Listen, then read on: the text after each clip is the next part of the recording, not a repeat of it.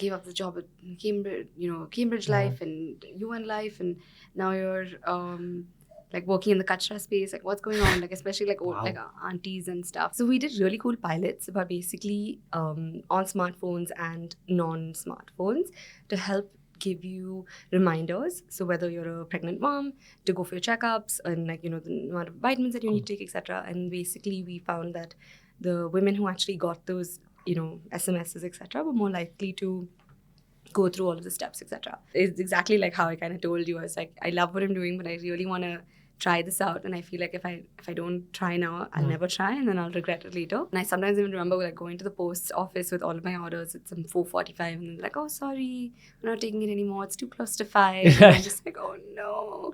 When I was following up on payments and stuff, I would just like literally had an email being like accounts at, and then just be like, hi, you know, regards Sita. Yeah, I think COVID was pretty tough because there had never been more demand for soaps. 3, 2, 1. Go confidently in the direction of your dreams. Live the life you have imagined. And the only way to be truly satisfied is to do what you believe is great work. Courage is not doing things in the absence of fear. Courage is doing things despite the fear. Growth comes from consistent action. And you're realizing, hey, I'm not the only one with these problems. Welcome to the BYOB podcast. Thanks for making the time. Yeah, thanks for having me. I want to start from 16 years ago, I think. So this might be a very long conversation. Oh, wow. Okay, but a question that's been on my mind for a bit is I knew you at school. Yeah. And so I'm curious, when people used to ask you, you know, all the uncles and aunties used to always ask, so what are you going to be? What are you going to do? What was your answer at that time? To be honest, I first wanted to be a truck driver. Okay. Because when we used to go on road trips, I always used to see, you know, these men in the truck, and I was like, that looks like a lot of fun. I want to do that. And how come I don't see women do that? So that was the first thing I wanted to be. The next thing I wanted to be was a nariyal pani wali. Because I just love coconut water. So you want to be near it? Yeah, so I was like, oh, I could just like hang out all day and have nariyal pani and coconut water. So that was the second thing I wanted to be.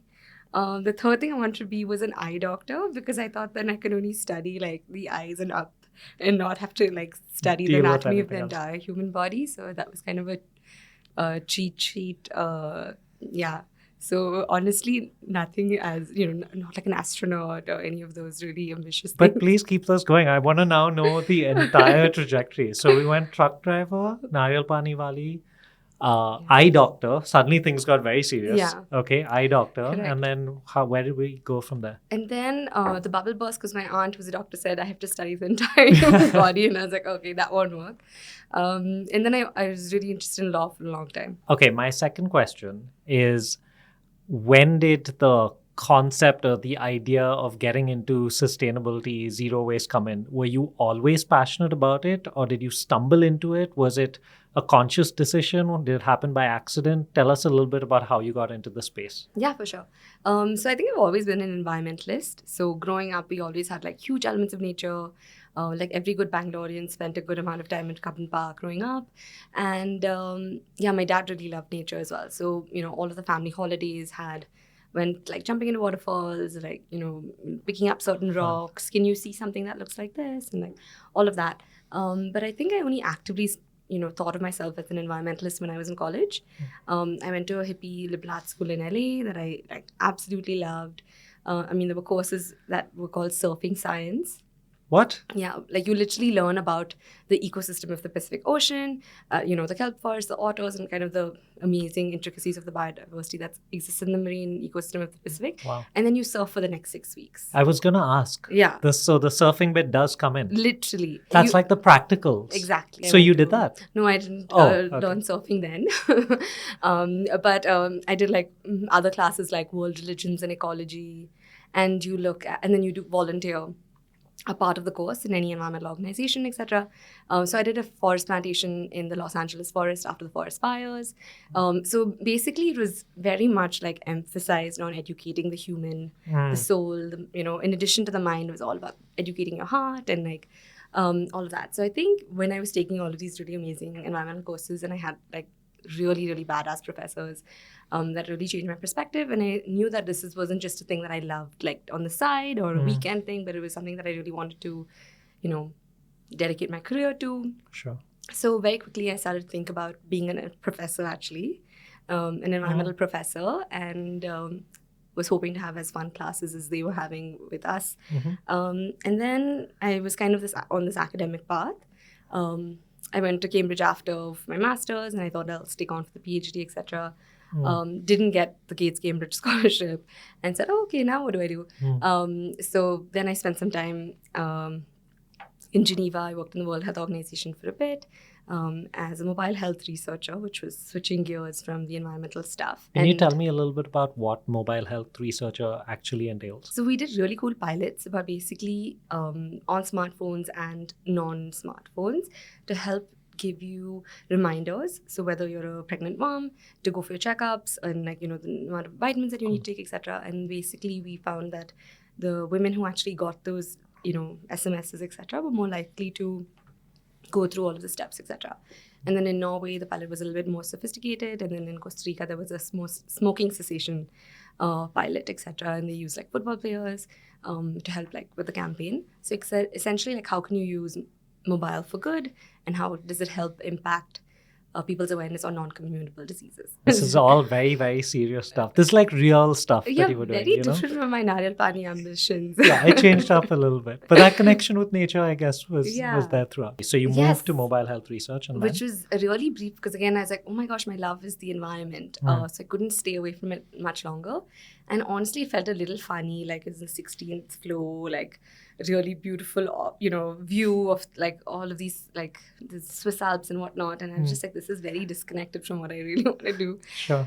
So I moved back home to Bangalore, and I knew I wanted to work in the environmental space, from which I narrowed down basically waste and energy was something that I was really passionate about.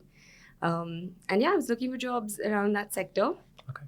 And I started to work at a solar energy company called Salco Foundation. Had a really fun job there. Got to travel to the most beautiful parts of India, specifically Karnataka, and overnight bus rides, lots of amazing rural cities, towns, taluks and whatnot. And while I was at Salco, they all knew I was obsessed about waste and my footprint, and they had obviously picked on to a couple of things that I would do, having chugging my coconut water after lunch with everyone, and invariably get it all on my kurta. So then there was a waste picker community right outside Bangalore, I think by the airport. Everyone on Salco in my team knew that I was obsessed about waste. So I typically actually wouldn't do any of the urban projects. I was more on the rural placements, but then they were like, oh my gosh, waste. So then that's when I got to spend some more time intimately with the community. I realized kind of the conditions in which they're segregating all of our waste, lack of infrastructure systems around our waste management systems. And I just basically got to humanize our waste perspective, just understand what's going on from the field. Obviously made friends with them, shadowed them. And I just realized that the system is really broken. Also parallelly looking at really amazing, cool Indian brands that were emerging at the time that were championing millets and doing really good stuff. But unfortunately weren't really thinking about the packaging and the end of life and the life cycle analysis of the products, specifically the packaging. So I was like, oh, this is something that I would love to do. And that's kind of how Bare Necessities got seeded. As you're going through this and having these experiences, you realize you want to be in the waste space itself. You even know where the problem within that lies. But going from that to conceptualizing and saying, okay, I'm going to now start a business around this is, I feel, a whole different level of commitment, because typically when you're starting a business that is passion driven, it is possibly your life's work, or at least 10 years. You're not thinking about, okay, I'll do this for 6 months and it'll be a little project I do on the side. So what helped you make that jump from this is a cool passion thing that I'm doing to, okay, I'm going to make this my life's work now? Yeah, I think I just, I was trying to look for products myself that were sustainable. And this was in 2015-ish. And I found it was quite hard. I had to find one thing from here, purchase one thing from there, be really mindful about all of that. And I was like, oh, maybe there are other people who are also looking to consume more mindfully. And if you could just get it all in one place, that would really save people time and energy. And maybe it would help more people to do this and make it more easy and accessible. So that's what I was thinking. And I did pilots, to be honest. I did I did a pop-up once a month. This is while you were doing while I the had a job as full-time well. job. Okay. Yeah. So I was just like making baby steps in that direction. And then I started to white label and sell to a huge store. And then I got to basically test a lot of my hypotheses, like how often people would repeat, Sure. people's willingness to pay. So I got to do all of these experiments in a shielded manner. What was the tip-off point? Sorry, I'm very curious. Yeah. From, okay, I'm doing this along with my job Yeah. on the side, experiments. What was the tipping point where you went, okay, let's go now? Yeah. What happened that made you make that leap? I don't know if it was anything that specific. I think it was, honestly, people always think it's like an aha moment and all that. But honestly, I really think it was a lot of tiny moments that led to it. And I didn't really have the luxury of being like, oh, I'm just gonna try and experiment. So I was also being quite mindful of it. And when I started selling to the stores in bulk, I knew I also had enough investment, like Right. in the bank to actually go ahead and do all my registrations and do like trademark and do a logo and like all of that stuff. So I think I was being quite like mindful and calculative of that. So it was a lot of baby steps and a lot of planning that went into finally just starting. But yeah, I actually loved my job in the soda and Jeep sphere, and I never thought I would leave. And actually, yeah, so that was also a hard decision to be like, okay, I'm gonna go all in. But it was also scary and intimidating because I hadn't accounted to take a salary, and I didn't for the first many years. So it's also scary knowing that I'm going to do this. I don't know when my next paycheck's coming, but I'm going to give it a shot. We always talk about the entrepreneurial journey, but what you've made me realize as well is quite often when you're starting out, you're probably stopping something else that you might enjoy, Yeah. right? It's not always the case of, oh, I was doing a job, I hated it, so I started my own thing. Yeah. Because we hear a lot of those stories, but I don't think that's always the truth. So what was your career breakup conversation like, where you told them, okay, I'm moving on? Because it seems like the team was really close. They Yeah, knew yeah. your passions. You probably knew theirs. Yeah. What was that conversation like? I mean, honestly, it has a really like special place in my heart because it was my first real job, and my mentors and my like bosses from them, and I still, I'm good friends with them, and they become like sister-like figures. So yeah, it's exactly like how I kind of told you. I was like, I love what I'm doing, but I really want to try this out, and I feel like if I don't try now, I'll never try, and then I'll regret it later. So I had a really good tenure. I feel like we worked on really cool, meaningful projects. Copiously documented everything for my handover and tried to make it as easy as possible for the transition. But yeah. When you started with Bare Necessities properly, Yeah. and you said, okay, this is now what I'm doing full time, what were literally the first few things you did on like day one where you woke up and you were like, okay, I guess I'm an entrepreneur now, I'm starting out? What was like day one like? Do you remember? Yeah, I actually do. I went to yoga class at Yogistan. Okay. And then sat there and worked on a couple of things on my laptop for a bit. I got I'm gonna poha push you. chai. What are these couple of things you worked on day one? Gosh. Because I can't remember That's what like my 7 day one years was. ago. Yeah. Do you remember? I don't No. specifically remember what I did on that day, but I just know I was on my laptop working on a few things. Yeah, and that was like my first day, and so it was a nice start. I took the metro over. So Of course. Yeah, I did all things that I loved. Public transportation, yoga, having a good meal. Yeah. Okay. And can you tell me a little bit about your first year of running this? What was the theme of the year? Was it smooth sailing, heartache, lots of hard God. work? What was the major theme of year one? What did you learn? It was just so much hustling. My mom basically gave me one room in the back of her house. So I painted all up, red oxided the floor and like literally painted the walls myself. And then, looking at furniture, getting one thing at a time, grew to the next room. Then, had my first employee, who was Asyapa, who was amazing, who would help in production and making the products, labeling the products. And then slowly it led to, second, third, fourth. And then I was trying to coordinate with so many stores and it got really hectic. So then I got an ops manager to help bring logistics. But I mean, the early days were crazy. Like, I remember going to Anandrao Circle with huge boxes, putting my inventory on the bus. Right. From like different stores in Goa, someone in Oroville, like all of this stuff. And yeah, and then I sometimes even remember like going to the post office with all of my orders at some 4:45, and then like, oh, sorry, we're not taking it anymore. It's too close to 5. And I'm just like, oh no. So it was super hands-on, and the team was literally me for a really long time, and me and Asya for a really long time. So yeah, the hustle was real. You were doing everything. I remember someone like a few months later down the line was like, oh yeah, can you just like connect me to your social media team, and we can take this forward. And I was like, yeah, sure. Then you message them. Yeah, I'm just like replying back. Yeah, so I think people often think that you're bigger than you are, and it's often like a super small lean team in early days. When I was following up on payments and stuff, I would just like literally had an email being like accounts at, and then just be like, hi, regards Sita. Yeah, nice.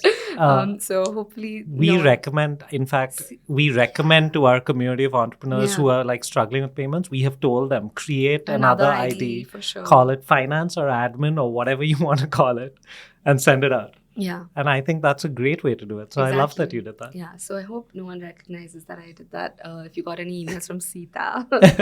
No, but yeah. Yeah, so it was just super lean, and I remember the first year just being a blur.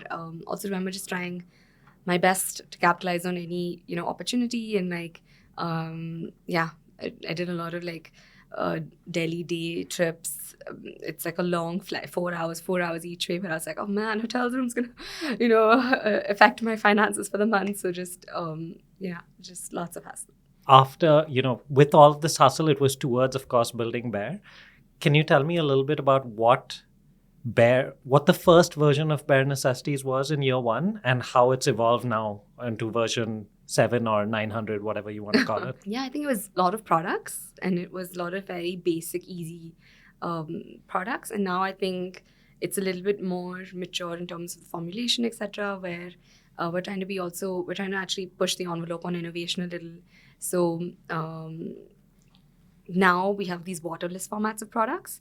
Essentially, they come in a really nice little sachet, and they're completely compostable, and you just rip it and then you add water from your own tap at home. So we're saying, most personal care products have about 60 to 90% of just water.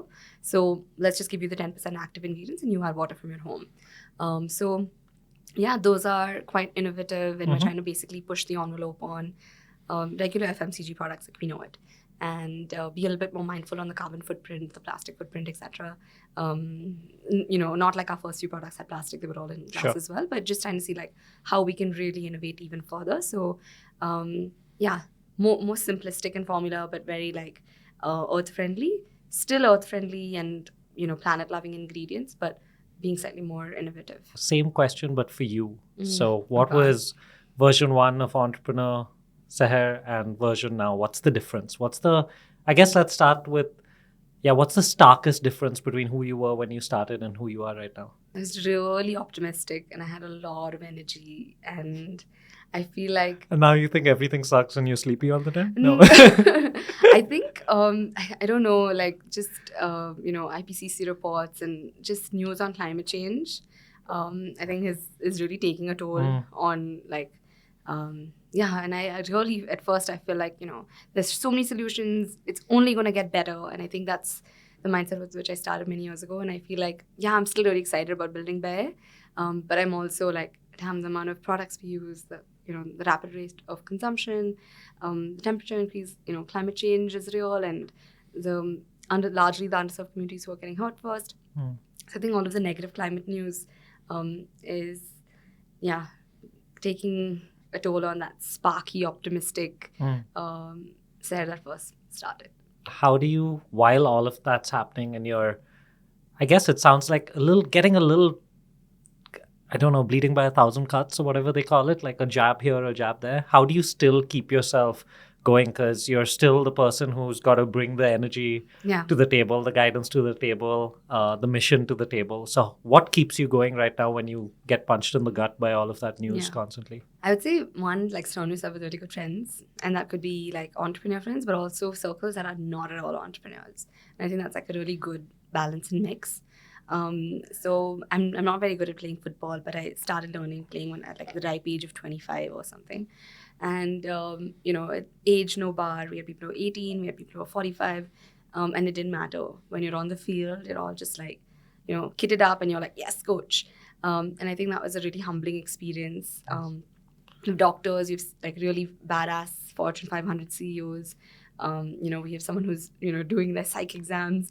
So it was just, I think that was really important, and it's a really nice. It's really nice to have places that you don't take yourself so seriously, and just play and have fun. And also, like, I literally was the type of person who would get picked last because I literally learned how to play, like I said, really late in life. But it was really fun to also challenge myself to learn a new skill and all of that. So so I think that's one. And then I would say having also entrepreneur friends who you can always, like a sounding board, which I know you do a really good job of creating that community of them. And then I think the third thing is like building really good teams. And I think that obviously helps to share the load and, on good days and bad. I think another thing that we do at Bare that I really like is our team meetings. We also have some of them that are learning meetings.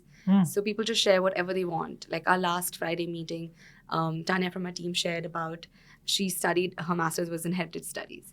So she talked about heritage, and she was like, what is it to you? So cool. And what's tangible, what's intangible heritage, and whether that's through cuisine and, culinary recipes or through textile, what that means to all of us. And, all of us went around and shared a lot. So that was really fun. And it's like that's totally awesome. non-work I might have related. to steal that idea. Yeah, for sure. Just also having things that are totally non-work related, and having people also share and lead differently in... I think that all helps kind of share the load. And can you tell us a little bit about what the makeup of the team is now, considering this is something that's been helping you out quite a bit? What's the team like? How many people? What's the composition of the team? Yeah. What do you all get up to? How do you all go through the week together? Yeah, for sure. So we're like 15 people, so still really lean and cute. And 8 of them are in like packaging and production, speak diverse languages of Tamil, Kannada, Hindi. And of course English as well. And then we've got 8 of us who are on more of BD or marketing and social media photography, things like that.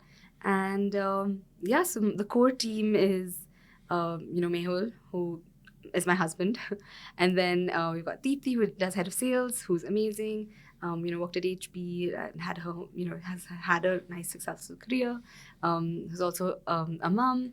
And then we've got Anand, who is like 55, and I love him, and he's head of finance and ops, and worked in 6 different countries, and ops and chocolate factories to pharma, whatever, and it's just like really chill, really fun.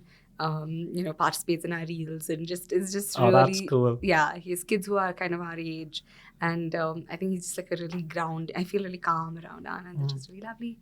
So that's us as a core, like management, leadership, whatever you want to call it. We're non-hierarchical in structure largely, like most businesses, I think, or startups. And then we've got amazing rung of associates in social media, in comms, in business development. That's kind of how the team's structured. And what do you think keeps the team together? Why do they keep coming back? I presume with a smile on their face. Yeah, I think everyone's really passionate about sustainability. I think we all have maybe like almost a stubborn approach that we want to create a cleaner, greener, more just world and be part of the solution in any small way that we possibly can. And I think that's kind of a motivating factor. Yeah.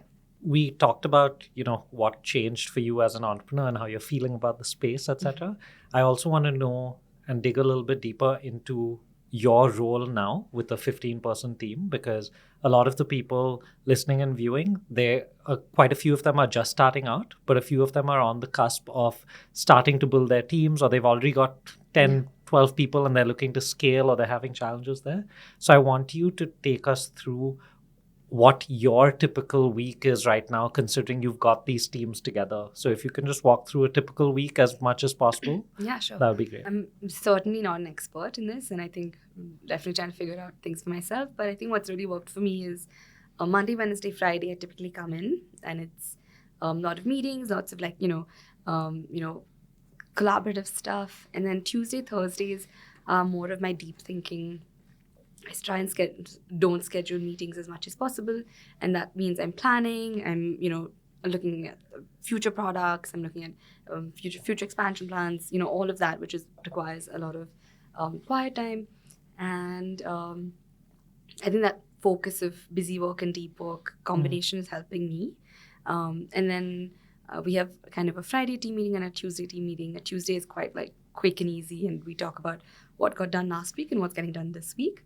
And Fridays are more playful. It's like, yeah, we're talking, there's like about heritage. as you exactly. said, There's yeah. like cake. There's just all sorts of. It's more of a chill scene, and it's more sharing. And we've done like deep reflective stuff. We've watched documentaries. It's super. It's kind of super, different every time. So yeah, I think that's like a good combination. And yeah, that's basically how we do it. And of course, always refining and see how we can do better. But It's interesting because we have a very similar system. We do, the team meets Monday, Wednesday, Friday, and we do a bunch of meetings and brainstorming, etc. And Tuesday, Thursday is for each of us to do, get stuff done. Typically, a lot of people, I think, work on the deeper projects on sort of Tuesday and Thursday. We do a meeting on Monday. So I'm curious, why did you choose not to do the typical plan the week, reflect on the previous week on Tuesday instead of Monday? Was there a specific conscious reason? Honestly, Monday is really busy for us because there's so many, orders that have come in from the weekend, or so many incoming queries that have come in on the weekend that everyone needs to just catch up and respond. And also in this era of constantly being, connected, there's also like an expectation of quick response time. So that's Monday mornings is when we get the most number of incoming queries, whether that's from hotels, stores, cafes, customers.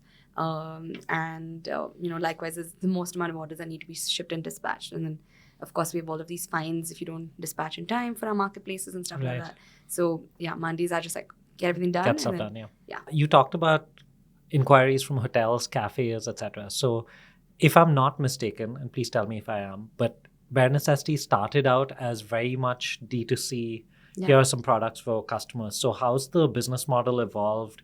How much of your focus is on these deals with hotels, restaurants, etc., and how much of your focus is on direct to customers right now? We are a D2C company first, for sure. That's still 65-70% of our business. But we're also obviously really trying to ramp up our B2B. It also helps stabilize the business a little. And I just think post-COVID, I just realized that you have to have different channels and be, just make sure that you are de-risking your business. And I think creating multiple sources of revenue is a great way to do that. So definitely trying to build more partnerships. And so far it's happened very organically and chill and incoming, but now we're making more effort to make it a little bit more organized and structured. And You mentioned COVID, which segues, I guess, nicely to my next question. I was going to ask what the most challenging period has been so far with Bare Necessities. Was it during COVID, or was there something else that pops up when you think about the most challenging time you've had so far? Yeah, I think COVID was pretty tough because there had never been more demand for soaps and Oh, right, of course, yeah. And at the same time, your supply chain is massively impacted. We get our coconut oil from Kerala, and I don't know if you remember the first wave, Kerala was a complete shutdown. We get something else from somewhere else. So since the interstate borders were closed, it made it really hard for us to source quickly. So it brought a lot of unpredictabilities in our supply chain. And then we actually then created online courses around sustainability. So we have 3 online courses that are completely self-based around sustainability, which was just a way to, EdTech was really huge and sexy at the time. And it was just basically, we had all of this time and energy to write, scripts, etc. when we couldn't source immediately. But then at the same time, once we were able to source and things were getting more stabilized, there were also many moments where it was unsafe to have the team in, for dispatching orders. So, we would do a few people, we do on rotation, we'd have them in different rooms. And then sometimes we wouldn't have anyone at all, and it was me dispatching. So it was literally just me and a playlist, and back, and it's a lot of manual work, which can be quite draining and exhausting as well. So yeah, that was pretty rough because you had to plan a lot, and you just had to do the best you could. And let's flip all the way to the other extreme. So from the most challenging time, I want to understand from you when you are reflecting on your journey, and I guess I'm forcing you to do that a little bit already. When you're reflecting on your journey, are there what are the top couple of moments that stand out for you as fuck yeah, we're doing something, right? So what stands out for you, gives you the most satisfaction? I'm actually very overly critical of myself, so these aren't coming as easily. This is normally, we've done about 30, 40 episodes of this, and this is the question that most entrepreneurs struggle with the most. Yeah. Which is bragging about yourself a little bit and being like, hey, cool, I killed it at this. I think few things that were really cool was this NDTV interview. I feel like it helped become a little bit more mainstream, and maybe until then people were like, what are you doing? Like you gave up the job at Cambridge life and UN life, and now you're working in the kachra space. Like what's going on? Like especially like aunties and stuff. Like they don't really have the not all of them have the compassion and the vocabulary to ask you about what you're doing or understand it or whatever. Especially early days. To then be like, oh my god, I saw you on news, and here's a photo. It's real. Yeah, so I think that was kind of nice, but it's like maybe it was like another generation acceptance of Bare, I guess, in a way. So that was a really nice segment on low waste living and sustainability, on actually single-use plastic, and kind of what are the policy mechanisms that could help build this ecosystem further and stuff like that. So that was like, oh, okay, that was nice. I think the press, to be honest, has been really helpful and a good validation of what you're building. And I think it's also a great motivation to the team. Everyone's seeing like, oh, okay. We were in also a segment on Al Jazeera with Lauren Singer, who's supposed to be really a huge person in the low waste space in America, and someone else. So I think those were kind of nice recognitions. And then the Harper's Bazaars and the Vogue magazines and all of that is also really exciting. I just came back from Delhi, and on the flight of Vistara, we were in the Vistara. Oh, that's so cool. in-flight thing on low waste travel and stuff. I was like, oh wow. So yeah, I think the press helps, especially because we're not so good at being like, oh my gosh, you're doing great. So I think someone externally, when someone is telling you, I think that really helps with the team in it. And that makes me very curious about what part of the job right now do you enjoy the most? Do you actually enjoy doing stuff like that? Because, you mentioned Vogue, but I know there's Cosmo, there's TED, there's 300 other things where you've done speaking engagements, you're having this conversation now, etc. Do you actually love doing this? And if not, or even if you do, what else do you love about your job? And which parts of the job are you it's not that much fun for you and it drains a bit of your energy? Operations. I'm not good at operations at all. And that was, it was one of my first few hires because I knew that that's not my strength. So just planning with logistics, making sure everyone's getting things on time, double checking. That really drains me. So I'm really glad that, we had a really fab operations manager for almost 6 years, Prakash. And then now we have really a solid guy as well. He's moved, Prakash moved back to doing something at his hometown.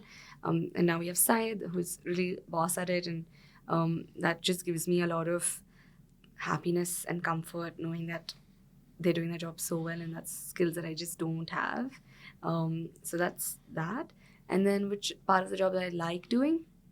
I actually really enjoy ideating, partnerships, products, all of those things, thinking ahead. Tuesday and Thursday. Yeah, I really love Tuesdays and Thursdays for sure. And I, usually also cook a meal on Tuesdays and Thursdays, put some veggies in the oven and all that. So it's it's definitely really nice. I think, basically thinking about next steps for Bare, thinking about meaningful partnerships, thinking about a meaningful product pipeline. Those are parts that I enjoy the most. One last sort of deep question before we get to a fun little segment is recently I've started to believe that everything has a cost. And so what has been the cost for you to build Bare and focus on Bare? What are the things you've had to give up on? to build Salary. Bare?